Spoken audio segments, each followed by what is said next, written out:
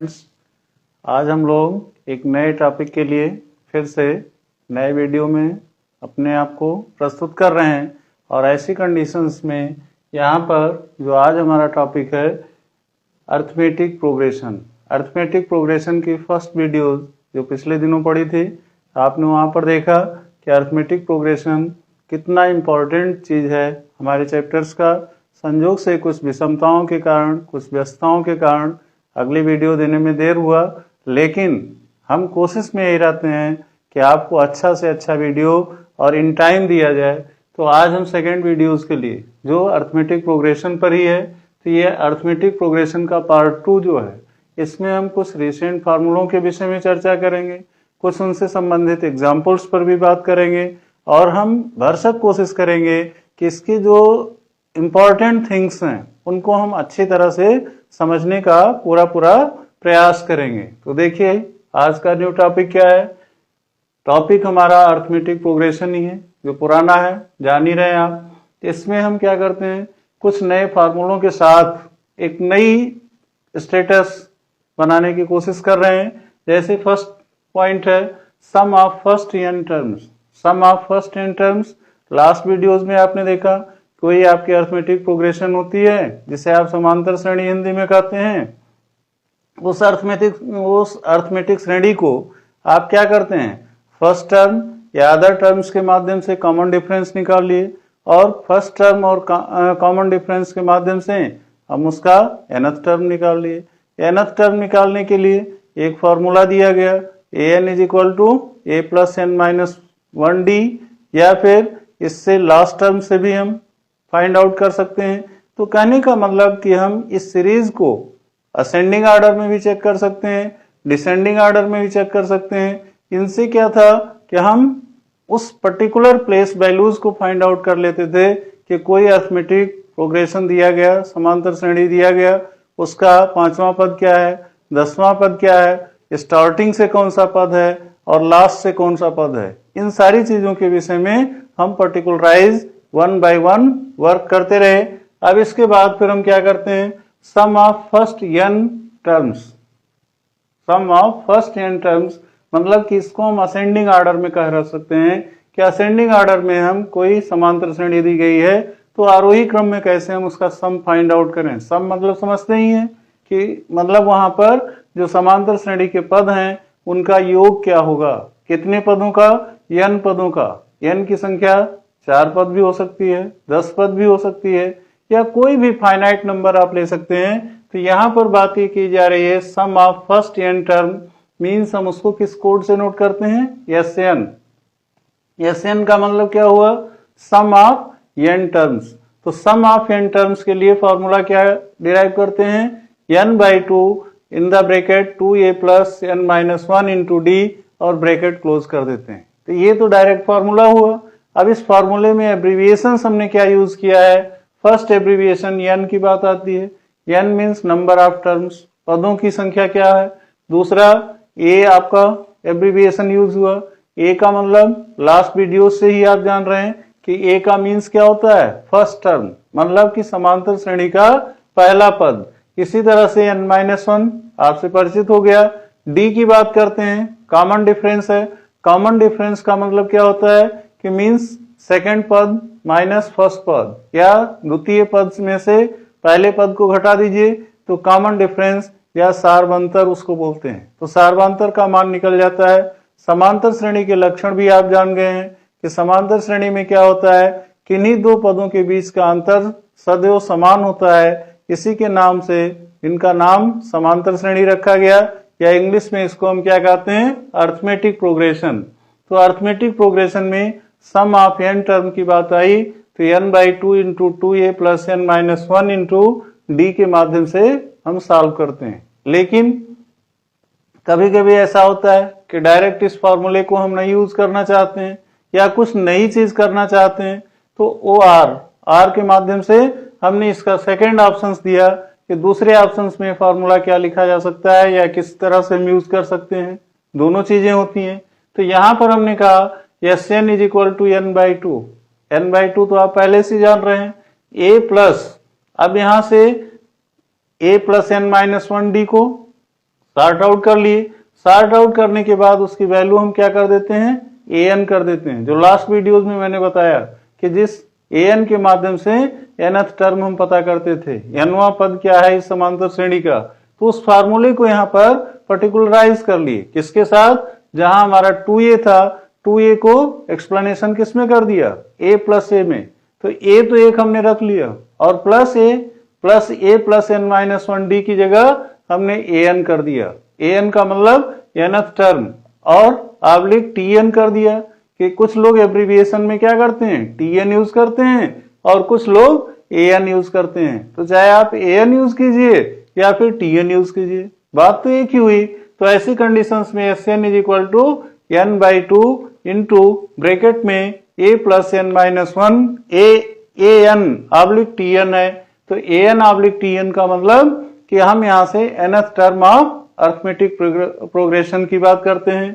या फिर आपको ये भी फॉर्मूला नहीं जीएस्ट लग रहा है तो चलिए कोई बात नहीं, फिर हम क्या करते हैं, अरिथमेटिक प्रोग्रेशन को डिसेंडिंग ऑर्डर में ले लेते हैं। डिसेंडिंग ऑर्डर में ले लेने का मतलब क्या होता है, कभी कभी अरिथमेटिक प्रोग्रेशन में क्वेश्चन ऐसा किया जाता है कि अंत से ये पद दिया गया है या इस श्रेणी का अंतिम पद दिया गया है, तब आप प्रॉब्लम में हो जाते हैं कि अब अंतिम पद का क्या फार्मूला लगाएं।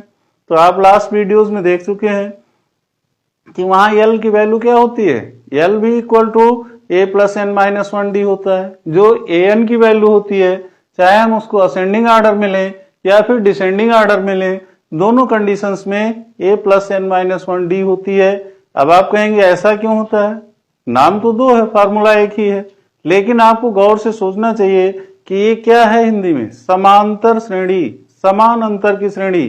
चाहे आप असेंडिंग ऑर्डर में जाएंगे तब भी कॉमन डिफरेंस आपका वही रहेगा जो लास्ट से काउंट करते आएंगे। तो कहने का मतलब कि जैसे आप स्टेप बाय स्टेप सीढ़ियों के माध्यम से छत पर चढ़ते हैं तो वहां पर जो स्टेप कटी होती है वो इक्वल डिस्टेंस की होती है। तो सेम कंडीशंस में इनका कॉमन डिफरेंस चाहे आप असेंडिंग में जाएंगे तो भी उतना ही मिलेगा जो लास्ट से आएंगे। इसके कारण nth term in the sense of ascending order भी an ऑब्लिक tn होता है। या फिर हम लास्ट से काउंट करने हैं, लास्ट से काउंट करने का मतलब कि श्रेणी का अंतिम पद कौन सा है, तो उसको हम लास्ट टर्म को बोलते हैं। तो वहां L की वैल्यू वही होगी जो a plus n minus 1d के माध्यम से हम फाइंड आउट करेंगे।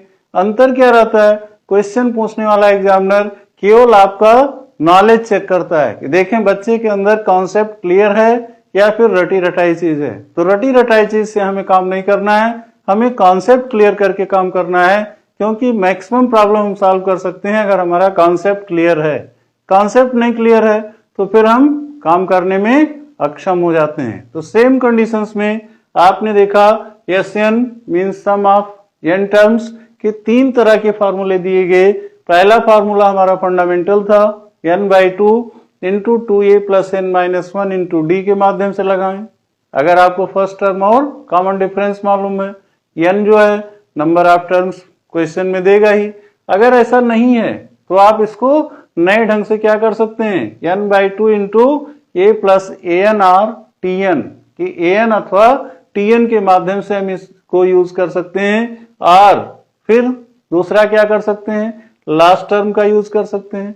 लास्ट टर्म का भी वही फार्मूला होगा जो an का फार्मूला होगा, क्योंकि अभी दोनों का डिफरेंस हमने आपके सामने पहले ही बताया। तो अब चलते हैं दूसरे फार्मूले पर। Find nth term where sum of first n term is given. First n term आपको दिया गया हो, मींस Sn की वैल्यू दी गई हो, कोई इक्वेशन बेस्ड दिया गया हो जिसमें बच्चे थोड़ा सा डरते हैं कि अरे इक्वेशन आ गया ये कैसे सॉल्व होगा, तो वहां पर वो Sn दिया होता है, मतलब सम ऑफ n टर्म की वैल्यू दिया होता है। और आपको फाइंड क्या करना है, nth टर्म पता करना है, कौन सा पद यह है, कितने पदों का सम है, इसको पता करने के लिए फिर हम क्या करते हैं, an is equal to Sn minus one. Sn का मतलब sum of n term minus Sn minus one. Sn minus one का means sum of n term के पहले का पद क्या था। तो पहले का जो पद होता है वही तो हमारा पहला पद हुआ, तो उसको हम किसके इक्वल कर लिए, an के इक्वल कर लिए। और an के माध्यम से हम इनमें एक नया सॉल्यूशंस पा गए। उस नए सॉल्यूशंस के माध्यम से हम सीरीज को खोज सकते हैं। अब यही चीज हमने यहाँ डिफाइन किया कि where Sn and Sn-1 is the sum of first n and n-1 term। अगर फर्स्ट n टर्म n पदों का योग Sn है तो n-1 क्या कह रहा है, n से पहले एक पद का। मतलब कि अगर उदाहरण के लिए हम कह लें कि एक कोई समांतर श्रेणी है जिसके 10 पदों का योग 500 है, तो दूसरा क्या होगा, n-1 पदों का योग क्या होगा। तो मतलब कि अगर पहला पद हमारा 10 आ रहा था, n की वैल्यू 10 थी, तो n-1 माने कि 9 पदों का योग।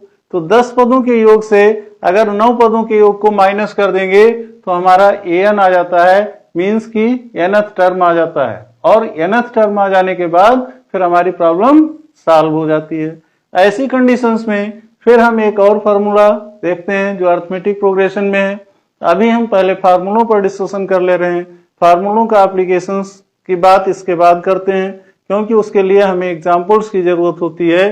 तो फर्स्ट ऑफ ऑल हमने देखा sum of first n terms and find nth term where sum of first n terms is given. अब थर्ड फार्मूले की बारी आई, तो थर्ड फार्मूला हमारा क्या है, arithmetic mean of arithmetic progression. मतलब कि समांतर माध्य क्या होता है, अधिकतर आप स्टैटिक्स में भी पढ़ते हैं। इसके साथ साथ आप यहां भी अरिथमेटिक मीन की बात करते हैं, तो वो अरिथमेटिक मीन किस पर डिपेंड करता है, sum of two terms, sum of two terms in the arithmetic progression divided by 2। मतलब कि अगर किसी समांतर श्रेणी के 2 पदों की वैल्यू दी गई है तो दोनों पदों को योग कर लीजिए और 2 से डिवाइड कर दीजिए, तो उसका क्या वैल्यू आ जाएगा, अरिथमेटिक मीन आ जाएगा। Where a and b are terms of AP, जो एपी के समांतर श्रेणी के दिए गए पद होते हैं, ए एंड बी मतलब कि उसके पदों की संख्या होती है, और इन दोनों को जोड़ करके 2 से डिवाइड कर देते हैं। तो ये हमारा क्या आ जाता है, समांतर श्रेणी का माध्य या समांतर माध्य। यही वर्क हम स्टैटिस्टिक्स में भी करते हैं। जब हमें आंकड़ों को निकालना होता है तो दिए गए आंकड़ों का योग करते हैं और उनकी संख्या से डिवाइड कर देते हैं, तो हमारा समांतर माध्य आ जाता है। वहां पर क्लासिफाइड और नॉन क्लासिफाइड 2 तरह के डेटाज की बात करते हैं। तो नॉन क्लासिफाइड की बात करते हैं तो सिंपली हम उसको जोड़ करके नंबर ऑफ टर्म से डिवाइड कर देते हैं। वही काम हम यहाँ भी करते हैं। अब अंतर क्या होता है, वो डेटा जो दिए रहते हैं रैंडम दिए रहते हैं, इनमें एक रूल्स होता है जो अरिथमेटिक प्रोग्रेशन के माध्यम से होता है, अर्थात उन पदों के बीच की जो डिफरेंस होती है वो इक्वल होती है। मतलब कि वो अरिथमेटिक प्रोग्रेशन को फॉलो करते हैं। तो यही मेन 3 फार्मूले बचे हुए थे।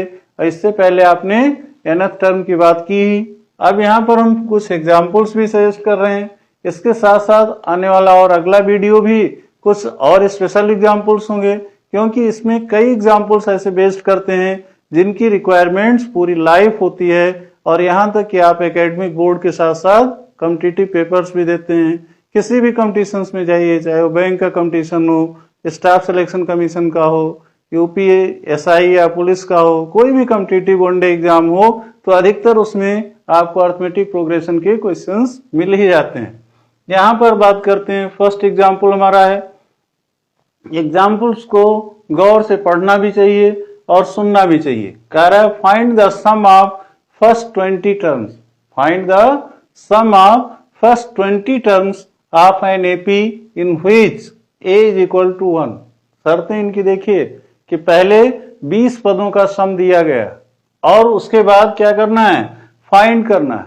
फाइंड का मतलब कि व्हाट इज रिक्वायर्ड, क्या हमें पता करना है। तो इसने पहले कहा find the sum of first 20 terms, पहले 20 पदों का योग हमें चाहिए। एन एपी, कैसी एपी हो, अरिथमेटिक प्रोग्रेशन या समांतर श्रेणी का हो, in which a is equal to 1, जिसमें ए की वैल्यू दिया गया है, अर्थात फर्स्ट टर्म दिया गया है या पहले पद का मान दिया गया है जो ए इज इक्वल टू 1 है। And 20th term, 20th term का मतलब 20वां पद या A20 भी कह सकते हैं, तो उसकी वैल्यू कितनी है, 58 है।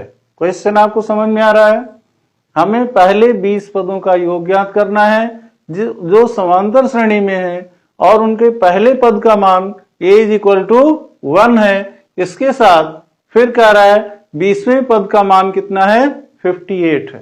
कहने का मतलब जो समांतर श्रेणी सजेस्ट की गई है उसका पहला पद 1 से स्टार्ट होता है, कॉमन डिफरेंस हमें नहीं मालूम है, और लास्ट वाला पद जब हम देखते हैं 20वां पद A20 की बात, तो वो हमें 58 मिलता है। अब इसमें हमें क्या रेजोल्यूशंस लेना है?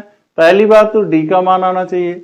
D का मान होने के कारण फिर हम उनकी लिमिटेशंस देखते हैं, और वो लिमिटेशंस प्रमुख रूप से हमें यहाँ पर देखना है कि ATQ मतलब जो सोल्यूशन की हम बात करते हैं, तो in according to the question में जो जो चीजें कही गई हैं जिस पर अभी हमने फोकस किया, यहाँ पर A इज इक्वल टू 1 है, जो पहला पद है समांतर श्रेणी का।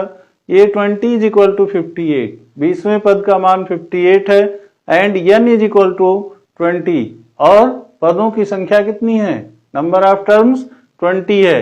सो that sum of 20 terms, first 20 term माने पहले 20 पदों का योग जो स्टार्टिंग में हो, असेंडिंग ऑर्डर में हो, तो ऐसी कंडीशंस में S20 इज इक्वल टू क्या हो जाएगा? इस फॉर्मूले पर आ जाइए, N/2 into 2A plus N-1 into D के माध्यम से, तो 20/2, और उसके बाद फिर क्या दिया? प्रथम पद दिया गया है, तो फर्स्ट टर्म हमारा क्या दिया? 1। अब यहां पर अगर हम बात करते हैं कि 2A plus N-1 into D type का फॉर्मूला ही नहीं है या उसके कंटेंट्स ही नहीं है, तो हम कैसे सॉल्व करेंगे? तो उनको सॉल्व करने के लिए हमने सेकंड और थर्ड ऑप्शंस दिए हैं। सेकंड और थर्ड ऑप्शंस हमारे क्या कह रहे हैं कि यहाँ कह रहा है N/2 into A plus AN/TN। AN/TN का मतलब Nवां पद, और 20वां पद आपको क्वेश्चन में दिया गया है। तो जब क्वेश्चन में 20वां पद दिया गया है तो A प्लस A20 कर दीजिए। A का मान 1 दिया गया है, A20 क्या करेंगे? 58 A20 का मान दिया है, दोनों पदों को हमने रख दिया। तो अब हमें इनकी आवश्यकता यहाँ नहीं दिख रही है। जो 2A था, 2A की जगह हमने एक्सपेंशन क्या कर दिया? A plus A। तो A प्लस A कर देने के बाद अगला टर्म्स हमारा क्या है? N-1 इंटू D, जो हमारा AN पद की वैल्यू थी, इस नाते हम इसको डायरेक्टली यहाँ क्या कर दिए? A प्लस AN कर दिए, और A की वैल्यू 1 है, AN की वैल्यू मीन्स A20 की वैल्यू 58 है, दोनों को ऐड किए तो 58 प्लस 1 59 हुआ। 59 इधर 20/2 को क्या किए कि इनको डिवाइड कर दिए, तो 2 1 जा 2, 2 10 जा 20, 10 का मल्टीप्लीकेशन किससे कर दिए? 59 से। 59 हमें कहा मिला? 58, जो A20 का मान था, और A1 या पहला पद हमारा जो था वो क्या था? 1 था, तो 1 प्लस 58 59 हो गया। 20/2 को डिवाइड किया, 10 मिला, तो 10 into 59 that is equal to 590। तो पहले 20 पदों का योग कितना हो गया? 590। ये आपका उचित आंसर हो गया। सेम कंडीशन में हम दूसरे एग्जाम्पल्स की बात करते हैं, थोड़ा उससे अलग हट करके है, लेकिन है बड़ा इंटरेस्टिंग एग्जाम्पल। यहां पर बात करते हैं find the sum of first 24 terms. Question पर ध्यान दीजिए, क्वेश्चन एक बार पढ़ करके आप आंसर नहीं दे सकते हैं, जहां तक मेरा अपना एक्सपीरियंस है। इस नाते क्वेश्चन को कम से कम 2 से 3 बार जरूर पढ़ा जाता है, उसका कंक्लूजन करने के लिए, जिसे आप अनदर वर्ड्स में एनालिसिस कहते हैं, क्वेश्चन का विश्लेषण करने के लिए। तो क्वेश्चन का विश्लेषण इस रूप में करें, पहले आप देखें what is required, what is given, जो पहले पिछले वीडियोस में मैंने आपसे बार बार कहा है कि एक कोई भी 3 प्लस 2n। अब यहां से आप ये कह सकते हैं कि यहां आप सेकंड वे में ये कह सकते हैं कि where n is equal to 1 2 3 dash dash, कुछ भी इस तरह से ले सकते हैं। तो यहां से n की वैल्यू रैंडम ऑर्डर में है, n की वैल्यू 1 लेंगे तो पहला पद आ जाएगा, n की वैल्यू 2 लेंगे दूसरा पद आ जाएगा, तीसरा चौथा पांचवा जितने भी पदों की हमें आवश्यकता हो हम n की वैल्यू चेंज करते रहते हैं। तो कहने का मतलब कि ये like as a variable use करते हैं। तो यहाँ an की वैल्यू क्या दिया है क्वेश्चन में? 3 प्लस 2n, माने nवां पद का मान दिया गया है। करना क्या हमें? Find the sum of first 24 terms. पहले 24 पदों का सम चाहिए। किस नॉर्म्स में? एपी नॉर्म्स में, माने समांतर श्रेणी में। ऐसी कंडीशंस में सोल्यूशन स्टेप होता है, फिर उसी फार्मूले पर आप आइए, Sn is equal to n/2 × 2a + n - 1 × d। तो अब यहाँ देखते हैं, n = 1 + 58 + 2n, 58 + 2 = 59, 59 + 2 = 590। तो 59 + 2 = 590। तो अब यहाँ देखते हैं, n = 1 + 58 + 2n, 59 + 2 = 590। तो अब यहाँ देखते हैं SN का रहा है, तो SN माने 24 पदों का योग चाहिए। कौन से वे में? असेंडिंग ऑर्डर में हो।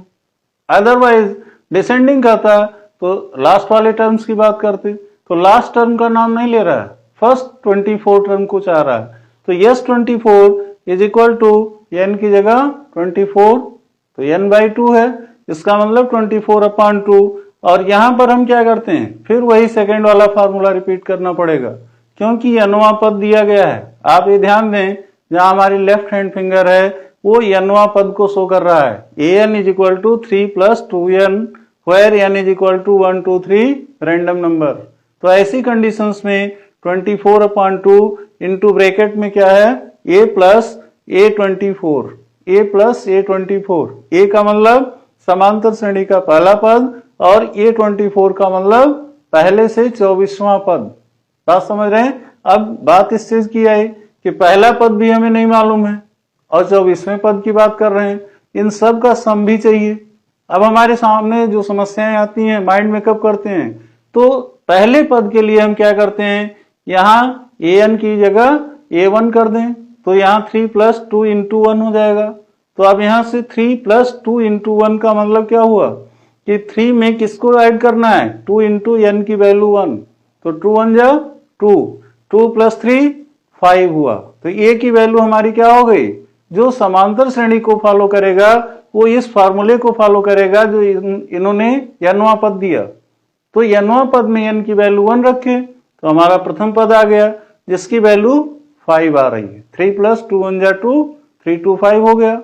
सेम कंडीशंस में n की वैल्यू अब क्या चाहिए, 24, तो n की जगह 24 रख दीजिए, तो ये क्या आ जाएगा, a24 इज इक्वल टू 3 + 24 × 2, तो 24 2 जा 48, और 48 में 3 जोड़ेंगे तो कितना आ जाएगा, 51। तो ये 24 की जगह हम क्या रख देंगे, 51 रख देंगे, जहां हमारी फिंगर इंडिकेट कर रही है लेफ्ट हैंड की। तो अब आप अपने प्रश्न का उत्तर पा गए कि SN is equal to means S24 is equal to 24/2 means solution करने पर 12 आ जाएगा, 2 से डिवाइड कर दीजिए। और a की वैल्यू कितनी है, जब n की वैल्यू 1 रखा तो a1 की वैल्यू क्या आ गई, 5 आ गई। अब a की वैल्यू 24 रखे तो a24 की वैल्यू क्या आ गई, यहां से 3 + 48 माने 51 आ गई। तो 51 + 5 दोनों को ऐड कर दीजिए, 56 हो गया। 56 में 12 का मल्टीप्लाई कर लीजिए, 12 6 जा 72, 7 कैरी हुआ, और 12 5 जा 60 + 7 67। तो आपने देखा कि S24 माने कि समांतर श्रेणी के पहले 24 पदों का योगफल कितना है, 674। बहुत ही इजी गोइंग और आइडियल बेस में हम इसको अप्लाई करते हैं। समांतर श्रेणी हमारे जीवन की सबसे महत्वपूर्ण श्रेणी होती है, इसके माध्यम से हम बाय नेचर अपने घरों में भी यूज करते हैं, कुछ मैथमेटिकल कैलकुलेशन होता है उसको भी करते हैं।